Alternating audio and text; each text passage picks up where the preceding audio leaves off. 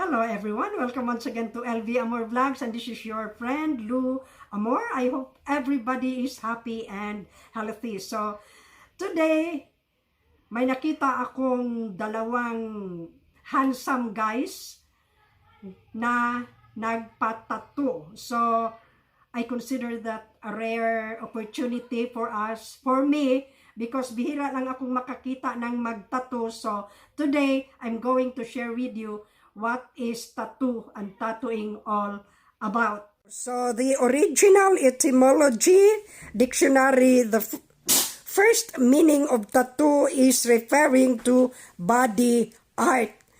So body art lang siya, and it comes from Polynesian language such as Tahitian, Samoan, or Marquesan, the most likely connected to the words tattoo or tattoo, meaning mark or puncture on the skin. So, yun ang tattoo, parang body art na galing sa Polynesian Islands in the South Pacific, siguro, if my memory served me right. And then, is tattoo a borrowed word? So, ang consideration natin is naging understanding natin sa tattoo history and the implication of what the Western world refers to as tattooing, no? So, the West's borrowed word tattoo comes from, again, the Polynesian language. Who came up the name tattoo? So, the 18th century explorer Captain James Cook, no, is widely considered to be the first person to have introduced the word now known as tattoo. So, bali si Captain James Cook, he was the one who introduced tattoo in Europe, no, tattoo and tattooing in Europe, after returning to the continent in 1771. So, after his first voyage, no, to New Zealand. So, what culture started tattoo? So, ito na. The earliest evidence of tattoo art comes in the form of clay figurines. So, yung mga clay figurines that had their faces painted on engraved to represent tattoo marks. So, ito na, the oldest figures of this kind have been recovered from tombs in Japan. So, matagal-tagal na, 5,000 BC or older. And so, we have here, what is the Tahitian word for tattoo?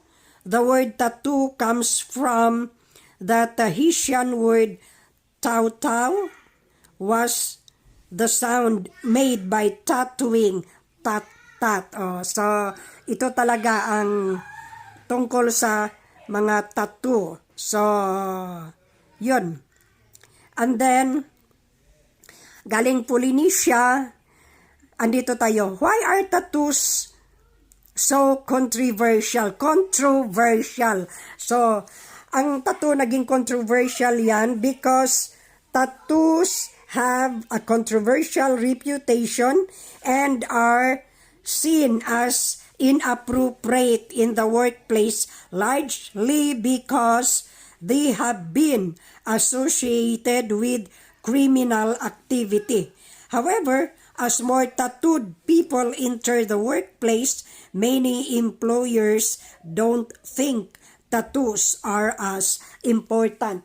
Kasi noong araw, pag makakita tayo ng tao na may tattoo, kalagmitan ana sa atong nauna, gikan ni siya sa prisuhan. Because sa unang panahon, mga 50s, 60s, kalagmitan ko sa mga tao nga gikan sa bilangguan, na ginay tattoo. So, diha na ang controversial ana no nga, sa po na siya nga, mura magikan sa ana no, kay napuno og tattoo. So, mao na siya ang atuang pakig-ambit karon bahin sa tattoo and tattooing. Diri sa ato sa Philippines, daghan natang makita nga mga tao nga nakatattoo, no? Including kanang mga kuan, and then daghan pong mutattoo. So it is a body art actually.